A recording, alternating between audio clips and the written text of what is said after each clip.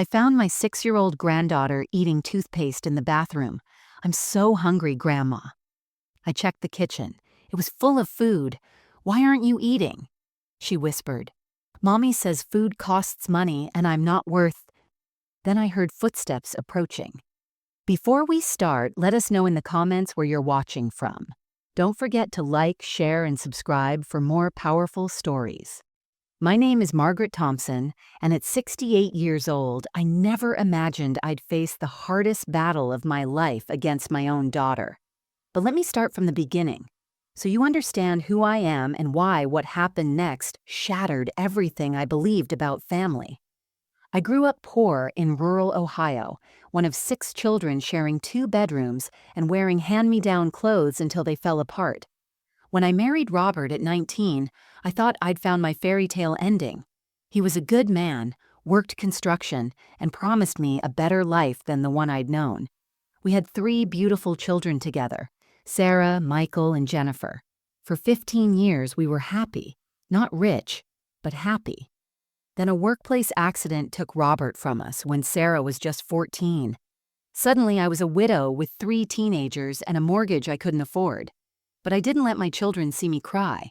Instead, I enrolled in nursing school while working nights at a grocery store. I studied at kitchen tables sticky with spilled juice, memorized medical terms while making school lunches, and practiced drawing blood on oranges while helping with homework.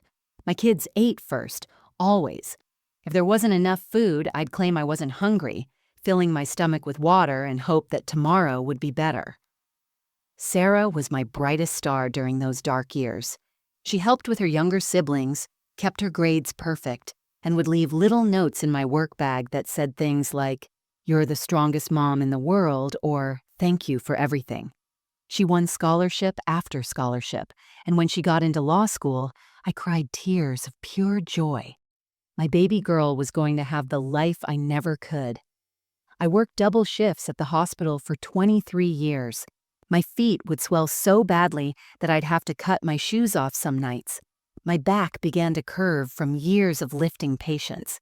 But every sacrifice felt worth it when I watched Sarah graduate law school, when she landed her job at Preston and Associates, when she married Tom in a beautiful ceremony that cost more than I made in 6 months. I paid for half of it, emptying my savings because that's what mothers do. When Sarah announced she was pregnant, I retired early to help with childcare.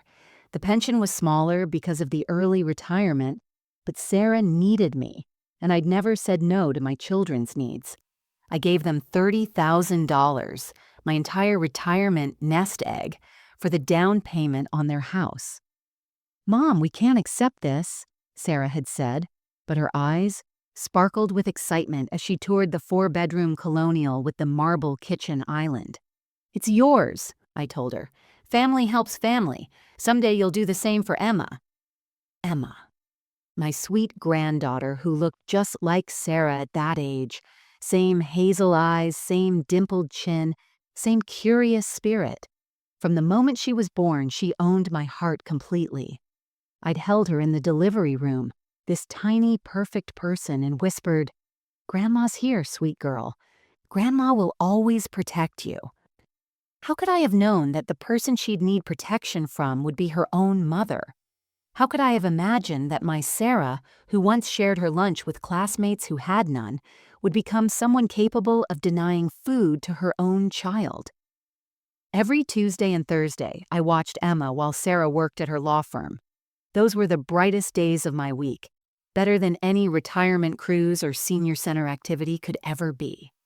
My little apartment would transform from a quiet space into a wonderland of giggles, crayon drawings, and the patter of tiny feet racing from room to room. I'd wake up early on those mornings, preparing everything for Emma's arrival, setting out her special plate with the princess design, making sure I had her favorite apple juice, arranging the craft supplies we'd use for our projects. Sarah would drop Emma off at 7:30 sharp, always impeccably dressed in her tailored suits and designer heels. The morning routine was like clockwork. Emma would burst through my door with her pink backpack bouncing, immediately running to check if I'd hidden a surprise for her in the cookie jar. Sometimes a new coloring book, sometimes stickers, always something small that would make her eyes light up. Sarah would hand me Emma's lunch bag, though I rarely needed it since I loved cooking fresh meals for my granddaughter.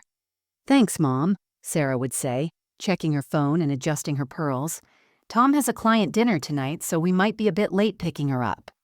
I never minded. The longer Emma stayed, the happier I was. Sarah would kiss Emma's forehead quickly, careful not to smudge her lipstick, and click-clack out the door in those expensive shoes she loved collecting. Our days together followed a beautiful rhythm. After Sarah left, Emma and I would make breakfast together. Pancakes shaped like hearts, scrambled eggs with cheese-smiled faces, French toast cut into strips for dipping. Emma would stand on her little step stool, carefully stirring batter or sprinkling cinnamon, narrating everything she did like she was hosting a cooking show. "Now we add the chocolate chips, ladies and gentlemen," she'd announce seriously, making me laugh until my sides hurt. After breakfast, we'd tackle projects. Sometimes we'd plant flowers in my tiny balcony garden, Emma's hands covered in soil as she gently placed seeds in little pots. Other days, we'd bake cookies for her to take home, the apartment filling with the smell of vanilla and butter. She loved wearing the apron I'd made her, pink with purple butterflies and Grandma's little helper embroidered across the front. We'd dance to old music while waiting for cookies to cool, Emma standing on my feet as I waltzed her around my small living room. Lunch was always an event. Emma would help set the table with the good dishes, arranging napkins just so, pretending we were having tea with the Queen. She ate with such enthusiasm then, clearing her plate, asking for seconds, sneaking bites while helping me clean up. "Grandma, you make the best grilled cheese in the whole universe," she'd declare, her mouth full, cheese stringing from her chin. Afternoons were for quieter activities. We'd read stories curled up on my worn sofa, Emma tucked under my arm, pointing at pictures and asking endless questions. She'd practice writing her letters at my kitchen table, her tongue poking out in concentration as she formed shaky E's and M's. Sometimes we'd work on puzzles or build towers with blocks, Emma shrieking with delight when they grew taller than her. By the time Sarah and Tom came to pick her up, usually around 7 or 8 in the evening, Emma would be bathed, fed, and glowing with the contentment of a day well spent. Tom would arrive first, usually, loosening his tie as he walked in, the smell of his cologne filling my small entrance. "Smells amazing in here, Margaret. You spoil us," he'd say. And I'd send them home with containers of leftovers, cookies for dessert, sometimes a casserole for their next day's dinner. Looking back now, the signs were there, but I was too blinded by my vision of their perfect life to see them. It started 3 weeks ago on an ordinary Tuesday morning, but something felt different the moment I walked through their front door. The house was quiet. Too quiet. Usually, I'd hear Emma's footsteps racing down the stairs, her voice calling out, "Grandma, Grandma, guess what I dreamed about?" But that morning, nothing. Just the tick of their expensive grandfather clock in the hallway and the hum of the central air conditioning. Sarah was in the kitchen, already dressed for work, scrolling through her phone while sipping coffee from a mug that read, "World's Best Mom. A gift from me last Mother's Day." She glanced up briefly when I entered. "Oh, hi, Mom. Emma's upstairs in her room.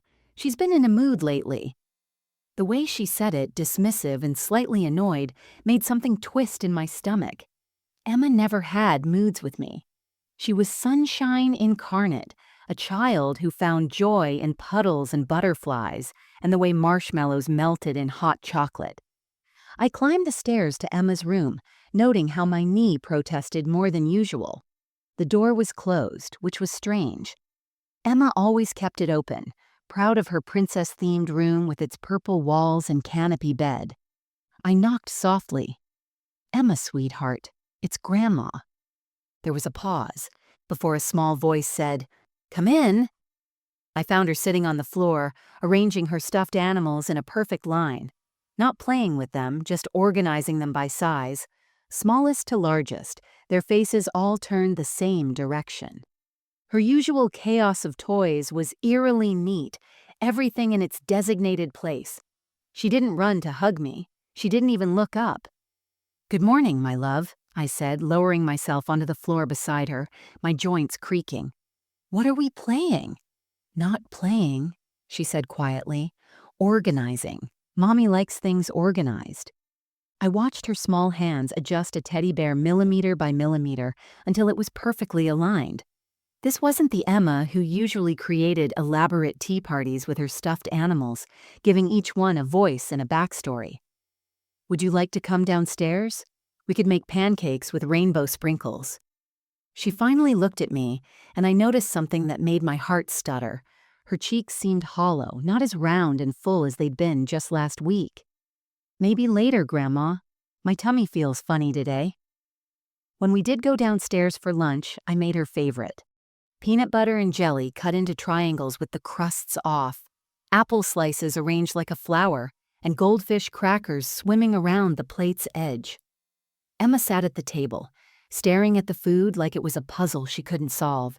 She picked up one triangle, took the tiniest bite possible, then set it down. Aren't you hungry, sweetheart? I asked, trying to keep the concern out of my voice. She shook her head, pushing the plate slightly away. My tummy feels small today, Grandma. She said it matter-of-factly like she was describing the weather. Sometimes tummies need to be small. I felt ice form in my chest. What do you mean, Emma? Who told you that? She was already sliding off her chair. Can I go color instead? I watched her walk away, her little shoulders sharp through her t-shirt. Had they always been that prominent? The plate sat abandoned on the table, one small bite missing from one triangle. I wrapped it up, thinking she might want it later, but she never asked. Not once during the entire 8 hours she was with me did she ask for food. Emma, who usually begged for snacks every hour, who would sneak cookies when she thought I wasn't looking, who treated grocery shopping like an adventure in discovering new treats, that Emma had vanished. Something was wrong. Something was very, very wrong. That evening, I couldn't stop thinking about Emma's words. My tummy feels small today. What 6-year-old talks like that? I sat in my apartment, the wrapped sandwich still in my refrigerator, trying to rationalize what I'd witnessed. Sarah had mentioned work stress lately, the Patterson case, something about corporate fraud that required 14-hour days. Maybe Emma was just absorbing her mother's anxiety. Children are emotional sponges, after all. I'd seen it countless times as a nurse. Kids manifesting their parents' stress through stomach aches, headaches, changes in behavior. I called my son Michael that night, needing to hear a voice of reason. Have you noticed anything different about Emma lately? I asked, trying to sound casual. Emma? No, why? Is everything okay? Michael lived in Chicago, only seeing the family during holidays, but he'd always been perceptive. She just seemed quiet today. Not eating much. Michael chuckled. Kids go through phases, Mom. Remember when Jennifer wouldn't eat anything but chicken nuggets for 6 months? Sarah's probably just dealing with typical kid stuff. Of course, Jennifer's chicken nugget phase. I'd forgotten about that, how worried I'd been until the pediatrician assured me it was normal. Children were quirky about food. Maybe Emma was just becoming a picky eater. Sarah had been picky too at that age, refusing vegetables, negotiating bites for dessert. This was probably the same thing. Thursday came, and I arrived with renewed determination to not overthink things. Sarah greeted me at the door, looking polished as always in a navy blazer and cream silk blouse. Morning, Mom. Thanks again for doing this. I don't know what we'd do without you. How's Emma been eating? I asked, keeping my tone light. She didn't have much appetite on Tuesday. Sarah rolled her eyes in that exasperated way mothers do. Oh God, don't get me started. She's been so difficult about food lately. Tom thinks we've been catering to her too much, making separate meals, giving in when she whines. We're trying to establish better boundaries. Boundaries. That made sense. Modern parenting was different from my generation. We'd fed our kids whatever they'd eat, grateful when bellies were full. But I'd read articles about today's parents dealing with entitled children, the importance of structure and limits. Sarah had always been more disciplined than me, more organized, more successful. Who was I to question her parenting methods? She's probably just testing limits, I agreed, wanting to support my daughter. All kids do that. Sarah's face softened with relief. Exactly. You get it. Some of the other moms at her school act like I'm horrible for not making Emma 5 different dinners until she finds something she wants. But that's not how the real world works, right? She needs to learn gratitude for what she has. I nodded, remembering my own childhood when we ate whatever was put in front of us or went hungry. You're doing your best, honey. Parenting is hard. Sarah hugged me then, and I smelled her expensive shampoo, felt the soft cashmere of her sweater. Thanks, Mom. I knew you'd understand. You raised us with good values. That's what I'm trying to pass on to Emma. When I found Emma that morning, she was in the playroom, sitting still as a statue with a book in her lap. Not reading it, she couldn't read yet, just holding it. Shall we make breakfast together? I offered cheerfully. I'm not hungry, Grandma, she said automatically like a rehearsed line. Well, maybe you'll get hungry later, I replied, telling myself this was normal, this was boundaries, this was modern parenting. Sarah knew best. She was the one with the education, the successful career, the beautiful home. She read parenting books, followed child development blogs. I was just an old grandmother who'd raised kids by instinct and love. Times had changed. Methods had evolved. I had to trust my daughter. She would never hurt Emma. Never. The following Thursday changed everything. I'd had an early morning doctor's appointment for my blood pressure. The medication wasn't working as well lately, probably stress from worrying about nothing, I told myself. The appointment ended sooner than expected, and I found myself outside Sarah's house at 9:30 instead of my usual 10:00 arrival. I sat in my car for a moment, debating whether to wait, but decided to go in. Sarah wouldn't mind. I had a key, after all, given to me for emergencies and to make these babysitting days easier. I turned the key quietly, not wanting to disturb anyone if they were still getting ready. The house was immaculate as always. Fresh flowers on the entrance table, shoes lined up perfectly in the cubby system, not a speck of dust on the mirrors. But as I stepped into the foyer, I heard voices from the kitchen. Sarah's voice, sharp and cold in a way I'd never heard it before. Stop crying, Emma. Stop it right now. You're being manipulative, and I won't tolerate it. Emma's response was muffled by sobs, but I heard her say something about being hungry. Hungry? Sarah's laugh was bitter, cruel. You already had breakfast yesterday. Do you think food is free? Do you think we're made of money? Do you know how much you cost us already? I crept closer, my heart hammering against my ribs. Through the doorway, I could see them. Emma stood by the refrigerator in her pajamas, the same ones she'd been wearing Tuesday, I realized with a jolt. Her tiny hands were pressed against her stomach, tears running down her cheeks. Sarah stood over her, hands on her hips, looking like a prosecutor interrogating a witness. Please, Mommy, Emma whispered. Just a piece of bread. I'll be good. You had dinner 2 days ago. That's more than many children get. You should be grateful, not greedy. 2 days ago? My mind reeled. That couldn't be right. I must have misheard. Sarah opened the refrigerator, fully stocked with organic vegetables, imported cheeses, Tom's craft beer, containers of leftover Thai food from what looked like last night. She pulled out a yogurt, peeled it open, and began eating it slowly in front of Emma. This is Mommy's breakfast because Mommy works. Mommy contributes to this household. What do you contribute, Emma?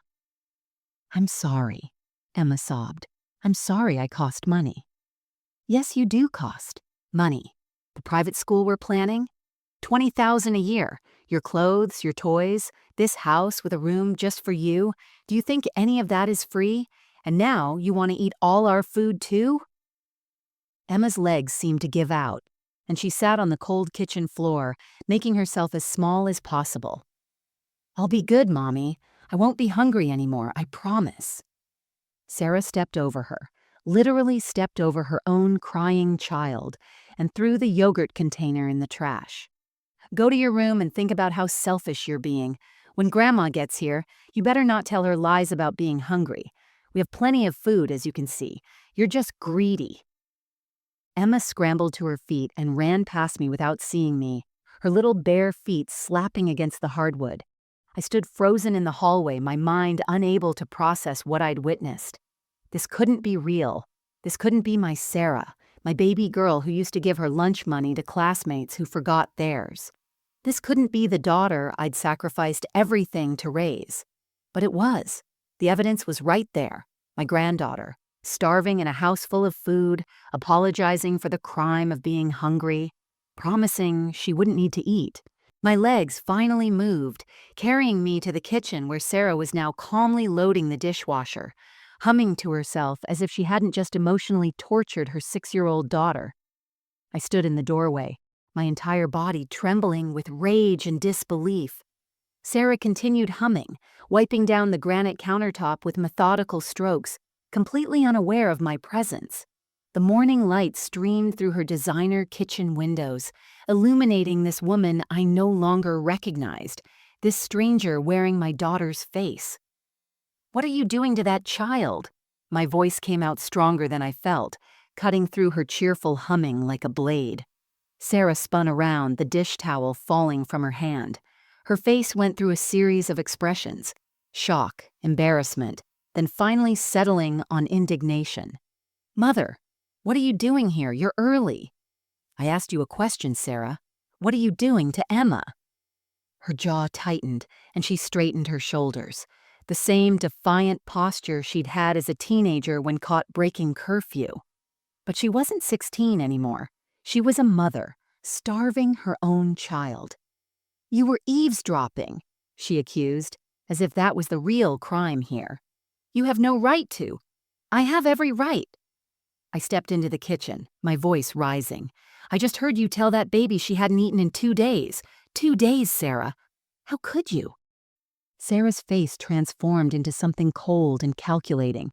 Her lawyer face, I realized. The one she probably used in courtrooms to destroy witnesses.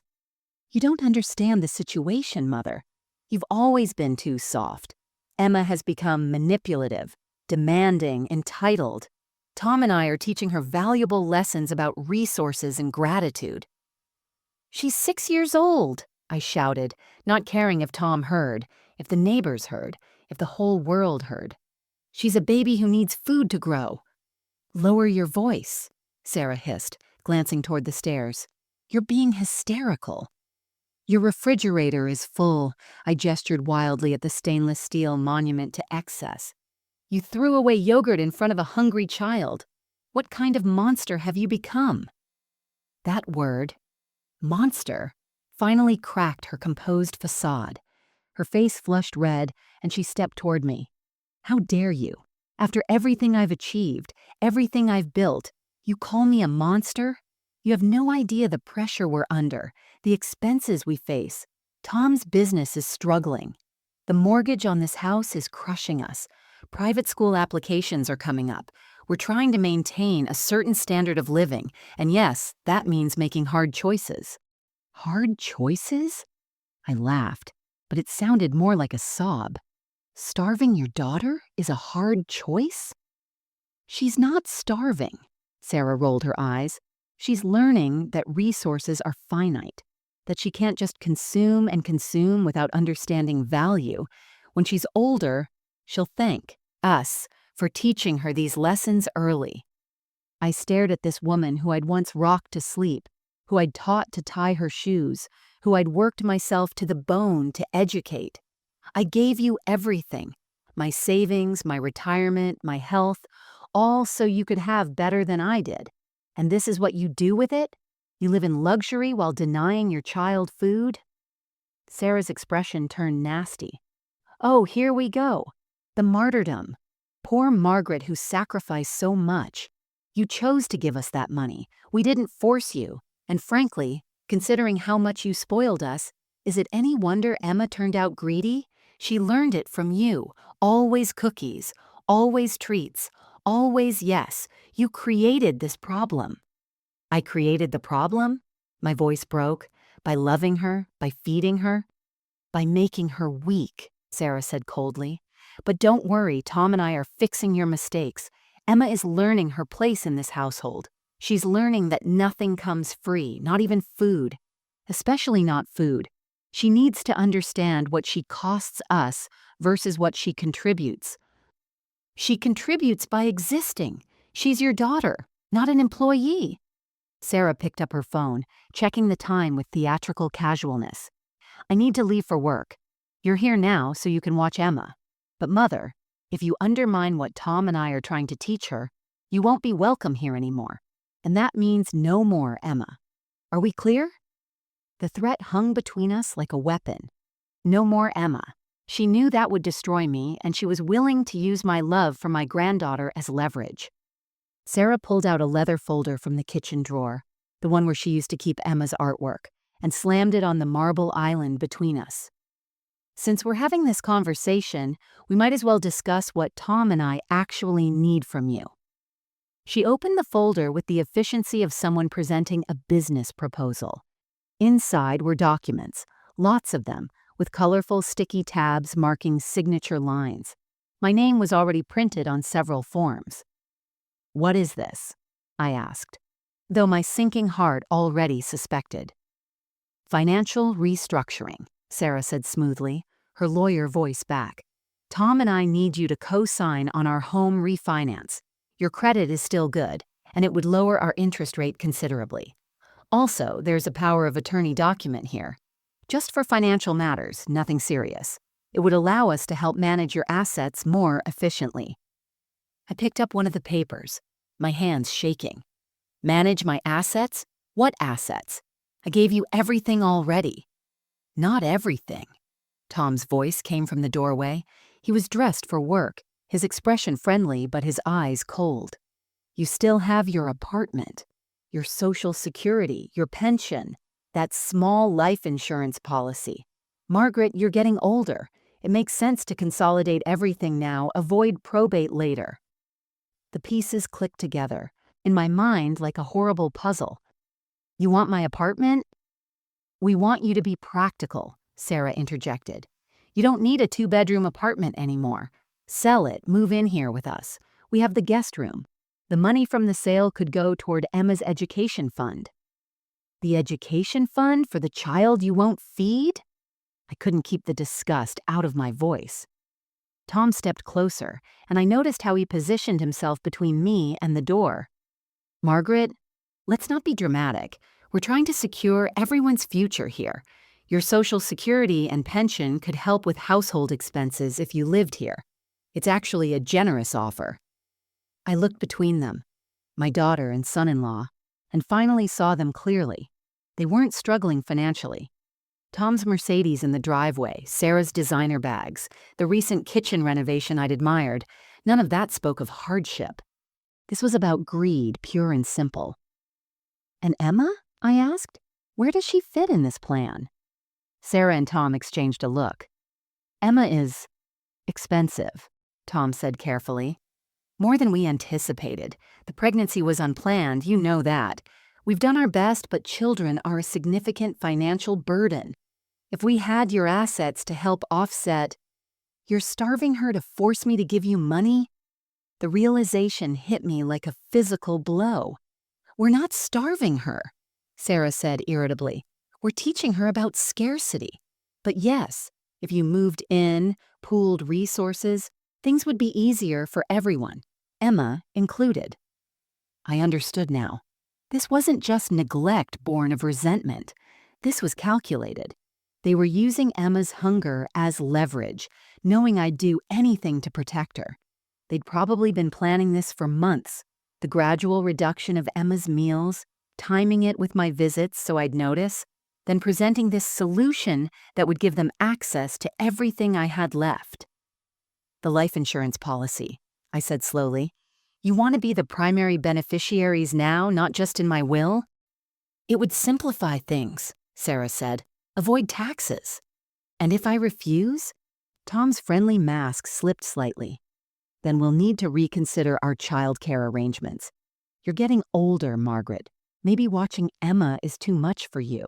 Maybe we need someone younger, more aligned with our parenting philosophy." "Someone who won't feed her," I translated. "Someone who understands boundaries," Sarah corrected. I looked at the documents spread before me. My complete financial surrender in exchange for the ability to keep seeing Emma, to keep secretly feeding her when they weren't looking. They'd turned my granddaughter into a hostage and her hunger into a weapon. I need time to review these with my lawyer, I said quietly. Sarah smiled, thinking she'd won. Of course. Take a few days.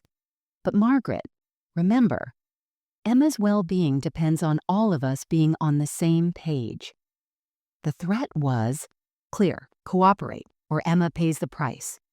That night, I sat alone in my small apartment, surrounded by the ghosts of better days. The walls were covered with photographs chronicling Sarah's life. Her first day of kindergarten with missing front teeth and a Barbie backpack, her high school graduation where she gave the valedictorian speech, her law school commencement where she'd pulled me on stage to thank me publicly for my sacrifices. In every picture, she was smiling. When did that smiling girl become someone capable of such cruelty?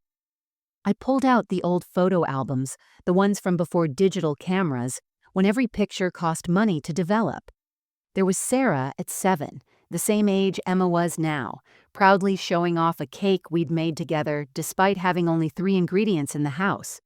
We'd been so poor then, but she'd never gone hungry. Never. I'd skipped meals, watered down my coffee to make it last longer, lived on toast and peanut butter for weeks, but my children always ate. My fingers traced over a Christmas photo from 1995. Robert had been gone 4 years. I'd worked 3 straight shifts to afford presents, my feet so swollen I'd had to wear men's shoes 2 sizes too big. In the picture, Sarah was hugging the American Girl doll I'd put on layaway in June, paying $5 whenever I could. She'd cried when she opened it, saying it was too much, that she didn't need such an expensive gift. "You deserve everything, baby," I'd told her. "Mommy will always make sure you have what you need." What a fool I'd been. I found her Mother's Day card from 2nd grade, crayon letters spelling out, "My mommy is the best because she gives me food and hugs and never gets mad when I'm hungry at bedtime." She'd drawn 2 stick figures sharing what looked like a sandwich.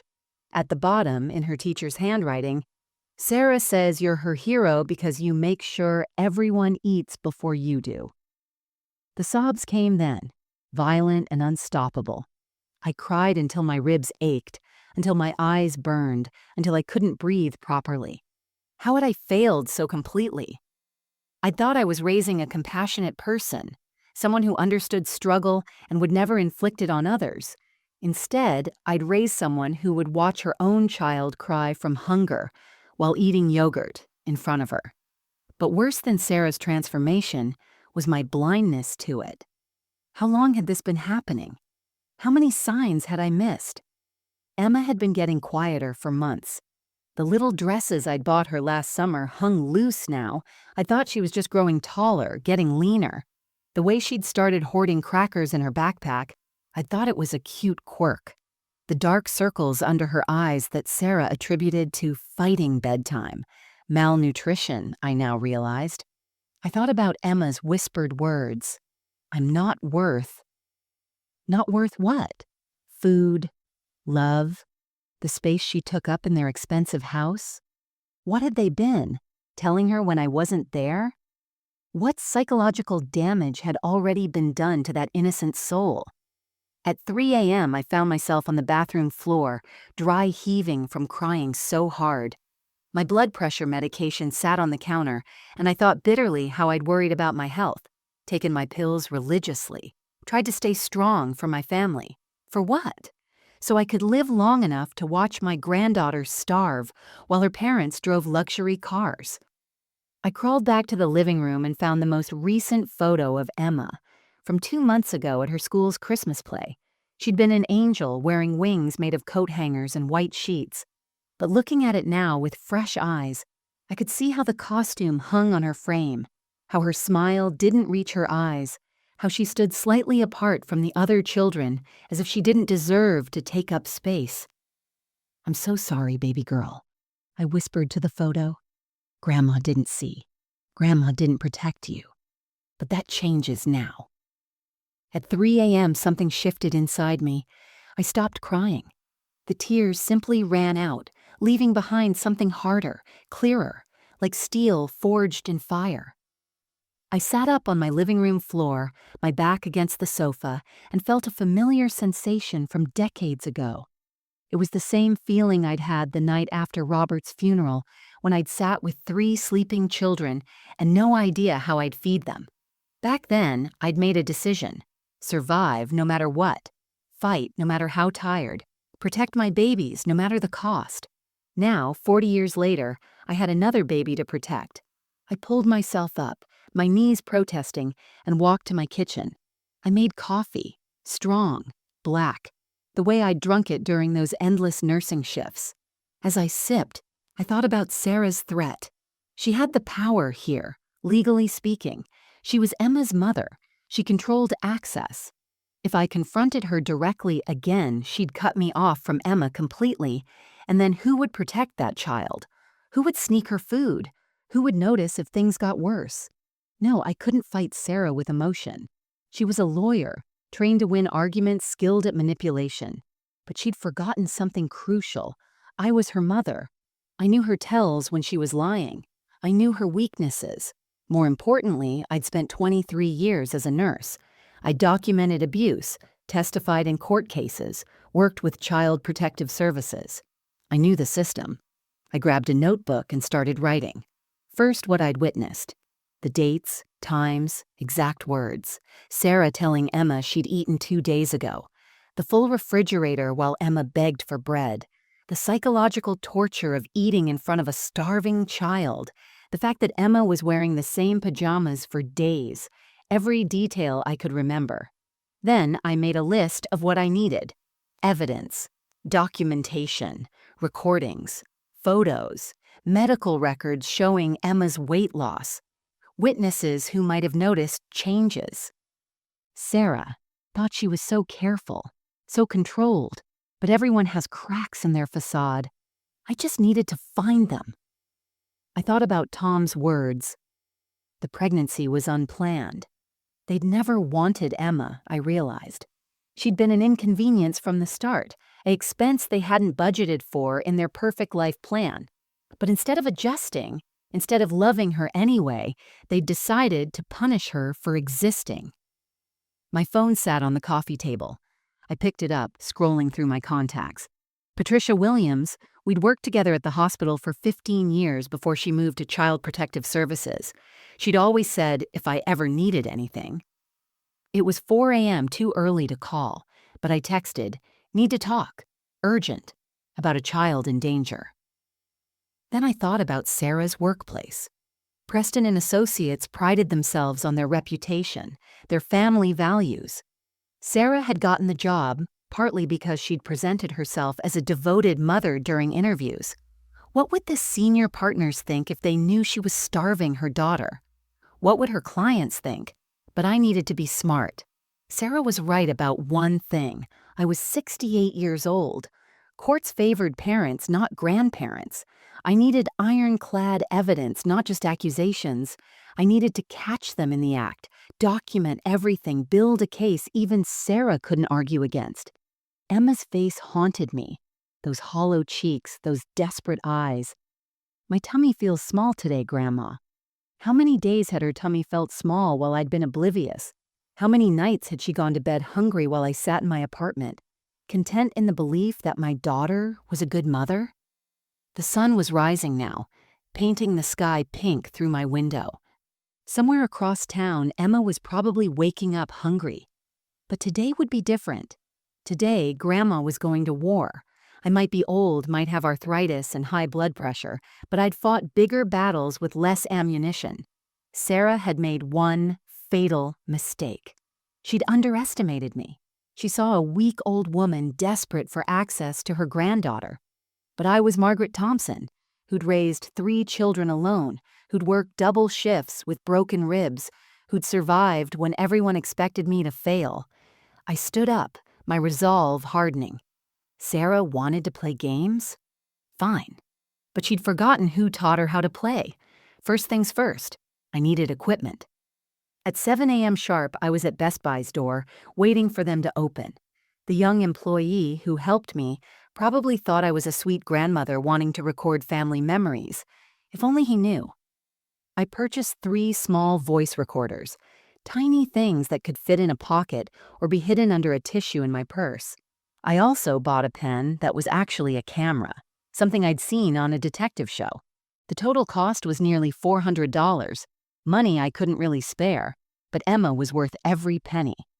Patricia called me back at 8:30. "Margaret? What's going on? You never text like that." I told her everything, my words tumbling out in a rush.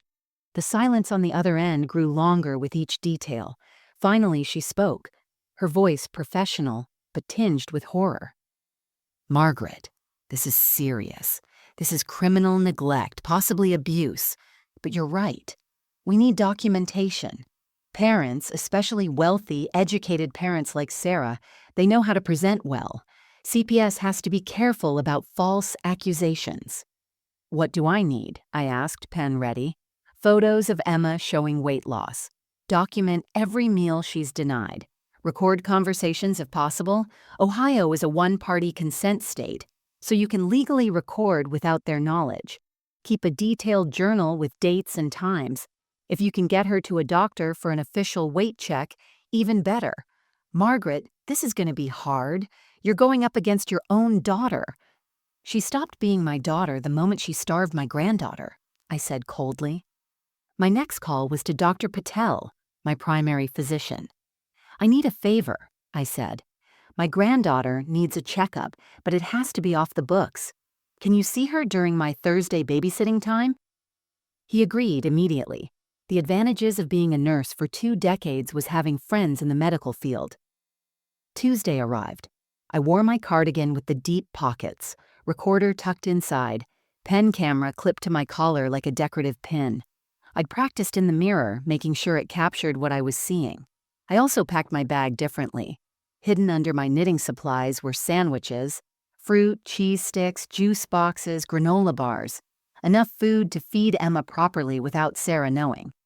When Sarah left for her urgent meeting, I activated the recorder. "Emma, sweetheart, are you hungry?" Emma looked at me with those 2 wise eyes. "I'm not supposed to say." "It's okay, honey. This is just between Grandma and you. When did you eat last?" "Sunday dinner. Mommy said I was good, so I gotta have some of their chicken, but just 1 piece. It was Tuesday." I kept my voice steady despite my rage. "And before Sunday?" "I don't remember. Maybe Friday? Daddy gave me crackers when Mommy was at her book club." Everything was being recorded. I fed her slowly, making sure she didn't eat too fast and get sick. She devoured 2 sandwiches, an apple, cheese, and 3 juice boxes. While she ate, I used the pen camera to document her thin arms, the way her clothes hung loose, her prominent collarbones. "Emma, honey, do Mommy and Daddy eat every day?" She nodded. "They have breakfast and lunch and dinner and sometimes dessert. Daddy says it's because they work hard. I don't work, so I don't need as much food." I took photos of their full refrigerator, the pantry stocked with organic everything, the lock that had appeared on the snack cabinet. Then I found something that made my blood boil, a calendar on the EE, inside of a cabinet door. It had Emma's name with check marks. Checking the pattern, I realized these were the days they'd allowed her to eat, never consecutive days, sometimes 3 days gaps between marks. They were systematically starving her on a schedule. I photographed everything. Then I called Preston and Associates and scheduled a meeting with James Preston himself, Sarah's managing partner.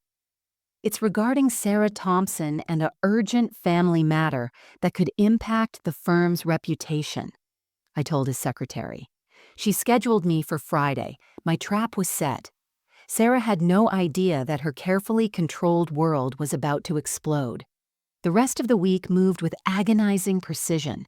Every move had to be calculated, every word measured. Sarah had no idea that her world was about to crumble, and I needed to keep it that way. She continued her routine. Designer clothes, morning coffee, casual cruelty toward Emma, while I quietly gathered the final pieces of ammunition. Thursday was crucial. Dr. Patel had agreed to see Emma at his private clinic during lunch. I told Emma we were going on a special adventure, just the two of us. She was so excited to go anywhere that my heart broke all over again. In the car, she kept asking if she'd been good enough for this treat, as if leaving the house was a reward she had to earn. Dr. Patel's face went through several expressions as he examined Emma: professional concern, personal horror, and finally, cold anger. He documented everything. She was 15 pounds underweight for her height and age, showed signs of mild malnutrition, and had the beginnings of what could become serious developmental delays if the starvation continued. "This child is being systematically starved," he told me quietly while Emma played with stickers the nurse had given her. "Margaret, I'm mandated to report this." "Give me 24 hours, I begged. "I have a plan. If I don't handle this by tomorrow afternoon, report it immediately." He agreed reluctantly, but made copies of everything for his records and mine. That evening, I played my role perfectly. When Sarah came home, I was teaching Emma a card game, acting like any normal grandmother. Sarah barely looked at us, going straight to pour herself wine. "Tom's working late again," she said, as if I cared about her marriage when she was torturing my granddaughter. "Actually, Sarah," I said casually, "I need to drop something off at your office tomorrow. Some papers you left at my apartment last week. What time is good?" She waved dismissively. "I have meetings all morning. Maybe around 2 p.m. I have a break then." "Perfect. I'll bring them to your conference room. The big one on the 5th floor, right?" "Sure, whatever," she said, already scrolling through her phone. I texted Patricia that night. "Tomorrow, 2 p.m. Preston and Associates, 5th floor conference room. Bring whoever you need." Then I made another call, this one to Tom's business partner, David Chen. Tom had been bragging about some big investor meeting on Friday. "David, this is Margaret, Tom's mother-in-law. I have some urgent information about Tom that affects your business. Can you meet me tomorrow at 2 p.m., Preston and Associates building? It's about financial fraud he's been committing." David was concerned enough to agree immediately.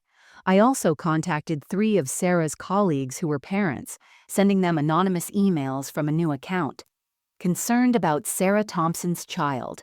Evidence of abuse will be presented Friday, 2 p.m., conference room 5A.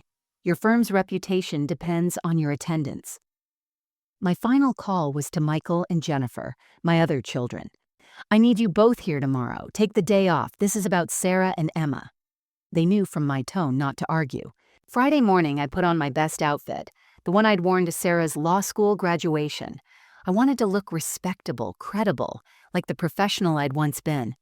I organized all my evidence into folders: the recordings on USB drives, the photos printed in horrible clarity, Dr. Patel's medical report, the calendar documenting Emma's feeding schedule. Each person who would attend would receive a copy. Sarah had no idea that in just a few hours, everyone she'd tried to impress, everyone she'd performed for, would see exactly who she really was. The successful lawyer, the perfect mother, the enviable life, all of it would shatter like the facade it had always been. I looked at Emma's picture one more time. "Today, baby girl," I whispered. "Today, Grandma saves you." At exactly 2 p.m., I walked into conference room 5A carrying a box of carefully organized evidence folders. Sarah was already there checking her phone, looking mildly annoyed at the interruption to her day. She glanced up as I entered. "Mom, you could have just left the papers with reception." Her words died as people began filing in behind me. First Patricia with 2 CPS officers, then James Preston, the managing partner, his face stern with concern. 3 of Sarah's colleagues, all parents, entered next, whispering among themselves. David Chen arrived with Tom, who'd clearly been pulled from his investor meeting. Michael and Jennifer came last, their faces grim. "What is this?" Sarah stood, her voice sharp but uncertain. "Mom, what have you done?" Tom's face had gone pale. "Margaret, what's going on?" I set the box on the conference table with a heavy thud. "This is an intervention, Sarah. Not for addiction or mental illness, but for something far worse: the systematic starvation and abuse of your 6-year-old daughter. This is ridiculous. Sarah turned to her boss. James, I'm sorry about this. My mother is elderly, possibly having some cognitive issues. Sit down, Sarah, James Preston commanded, his voice leaving no room for argument. We're all gonna listen. I pulled out the first USB drive and handed it to Patricia, who plugged it into the room's presentation system. Suddenly, Sarah's voice filled the conference room. You already had breakfast yesterday. Do you think food is free? Do you think you deserve to eat every single day? Emma's sobbing response echoed off the walls. Every person in the room flinched. Sarah's colleagues covered their mouths in horror. That's taken out of context, Sarah started, but I played the next recording. Mommy says food costs money and I'm not worth... Emma's tiny voice. Then Tom in the background. She needs to learn her place. She's a burden we didn't plan for. I passed around the photos. Emma's protruding ribs, her hollow cheeks, the calendar marking the days she was allowed to eat. Dr. Patel's report was distributed, his clinical words somehow making it worse. Severe malnutrition consistent with systematic food deprivation. But the biggest shock came when Patricia stood up. In investigating this case over the past 3 days, we discovered something else. She pulled out her own folder. Mr. and Mrs. Thompson have been claiming Emma on their taxes as a dependent, receiving full benefits. They've also been collecting government assistance for her care, food stamps allocated for a child, which they've been using for themselves while denying her food. This is fraud on top of child abuse. David Chen stood abruptly. Tom, is this true? You've been committing fraud while we're trying to secure investors? Tom opened his mouth, but no words came out. Sarah, the brilliant lawyer, tried one more time. This is a misunderstanding. We were teaching her about resources, about gratitude. By starving her?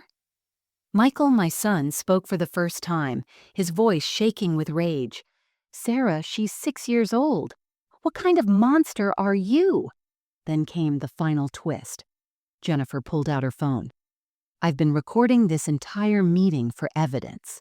But Sarah, I also did some investigating. That pro bono work you claim to do, I called those charities. You've been billing them, collecting fees from organizations meant to help poor children while you starve your own child. James Preston's face went from concern to furious. You've been committing fraud against our pro bono clients? The room erupted. Tom tried to leave but was blocked by the CPS officers. Mr. Thompson, Mrs. Thompson, you're both under investigation for child abuse, neglect, and fraud. We're taking emergency custody of Emma immediately. Sarah's perfect composure finally cracked completely. You can't do this. I'm a lawyer. This is my mother's vindictive fantasy. I'll sue all of you. Try it, Patricia said coldly. We have recordings, medical evidence, financial fraud documentation, and a room full of witnesses. Your career is over, Sarah. Your reputation is destroyed, and most importantly, you will never hurt Emma again. Sarah looked at me then, real tears finally flowing. Mom, please, don't do this. Think about my career, my future. I'm thinking about Emma's future, I said quietly, the one where she gets to eat every day. The aftermath was swift and merciless. Within an hour of that conference room confrontation, Sarah was escorted from the building by security, her personal items in a cardboard box, a cliché she'd probably mocked others for experiencing. James Preston had terminated her employment immediately, citing moral turpitude clauses and damage to the firm's reputation. Her company laptop and phone were confiscated on the spot, her keycard deactivated before she even reached the elevator. Tom fared no better. David Chen dissolved their business partnership that same afternoon, sending emails to all their investors about Tom's unexpected legal complications requiring his immediate removal from the company. The fraud charges meant his assets were frozen pending investigation. The BMW he loved so much was repossessed within a week when he couldn't make the payment. But those were just the professional consequences. The legal ramifications were far more severe. The district attorney, reviewing the evidence Patricia had compiled, filed multiple charges: aggravated child abuse, neglect, fraud, and theft of government benefits. The fact that Sarah was a lawyer who should have known better, who had actually done pro bono work for abused children while starving her own, made the prosecutor particularly aggressive. Their beautiful house, the one I'd helped them buy with my retirement savings, had to be sold to pay legal fees. The marble countertops, the stainless steel appliances, the perfect suburban dream, liquidated piece by piece. Their so-called friends disappeared overnight. The country club revoked their membership. The private school they'd been saving for sent a letter making it clear Emma would never be enrolled there, and furthermore, they were reporting the family to additional authorities. The custody hearing was brief. Judge Catherine Morris, a grandmother herself, reviewed the evidence with barely concealed disgust. In my 30 years on the bench, I've rarely seen such calculated cruelty toward a child, especially from parents of means. Mrs. Thompson, Mr. Thompson, you had everything: education, resources, opportunities, and you chose to torture an innocent child for financial gain. You are hereby stripped of all parental rights. Permanent custody is awarded to Margaret Thompson, the child's maternal grandmother.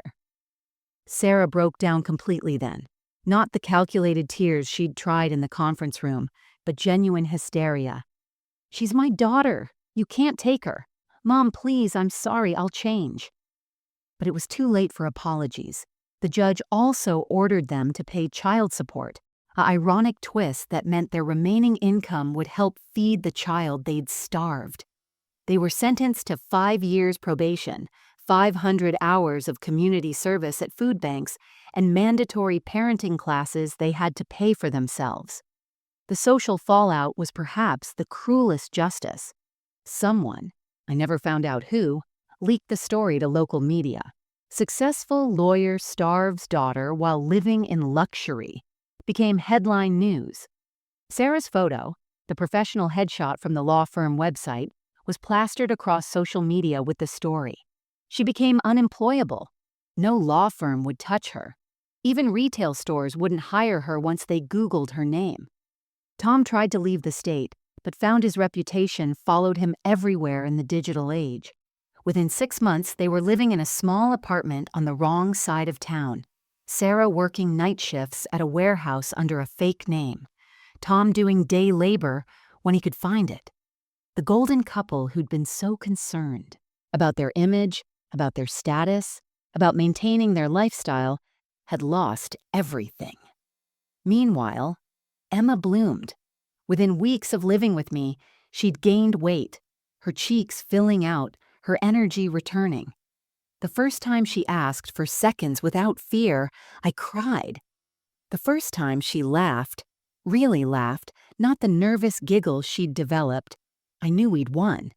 She started therapy to deal with the trauma, but children are resilient. With love, food, and security, she began to heal.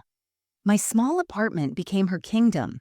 The second bedroom I'd used for storage transformed into a princess paradise with secondhand furniture and dollar store decorations that she chose herself. We didn't have marble countertops or stainless steel appliances, but we had a kitchen where Emma could eat whenever she was hungry, where she could stand on her stool and help Grandma cook without fear, where food meant love, not leverage. Emma is 8 now, thriving in ways that still make my heart swell with gratitude every single day.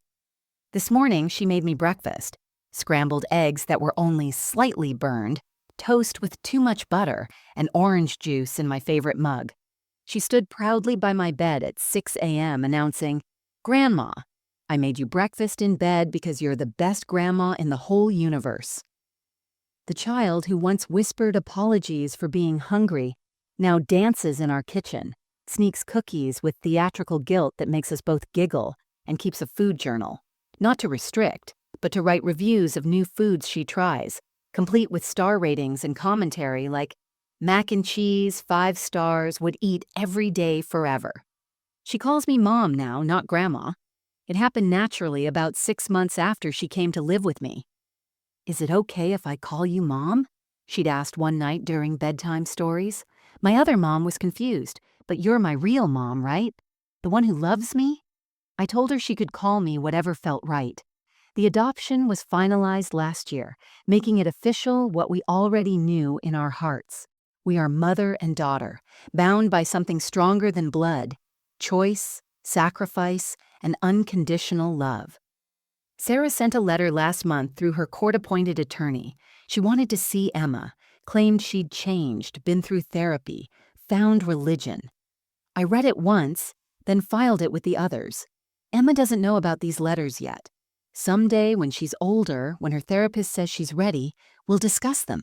For now, she's learning what childhood should be: safe, fed, loved. Sarah and Tom completed their probation, but they're shells of their former selves, working minimum wage jobs, living in obscurity.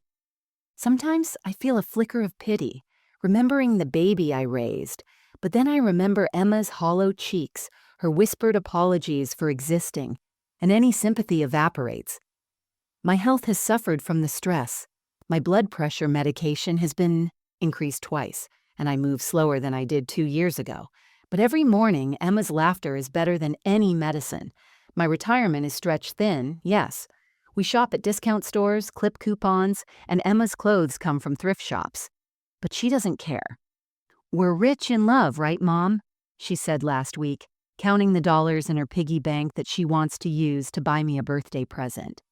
This story taught me that evil doesn't always wear an obvious mask. Sometimes it drives a BMW, wears designer suits, and smiles at church on Sundays. Sometimes it's hiding in the very people we trust most, corrupted by greed and status until they forget basic humanity.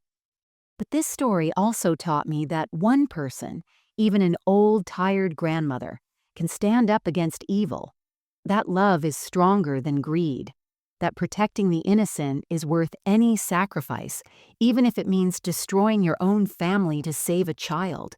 The warning signs were there: the gradual weight loss, the personality changes, the fear around food. If you know a child whose relationship with food seems troubled, who apologizes for being hungry, who seems to be losing weight in a house of plenty, please look closer. Ask questions. Document what you see. Contact authorities if needed. Don't wait like I did. Don't assume parents always have their children's best interests at heart. Sometimes the monster isn't under the bed. It's the one tucking the child in. If you were in my situation, if you discovered your own child was abusing your grandchild, what would you do? Would you have the courage to choose the innocent over family loyalty? Would you risk losing everything to save a child? Share your thoughts in the comments below, and please share this story. Somewhere out there, another hungry Emma is waiting for someone to notice, to care, to act. Somewhere, another grandmother is seeing signs but doubting herself. Somewhere, a child is learning to make their tummy feel small because they've been taught they're not worth feeding. Together, we can be their voice. Together, we can save them. Remember, love shouldn't come with a price tag, and no child should ever have to earn the right to eat.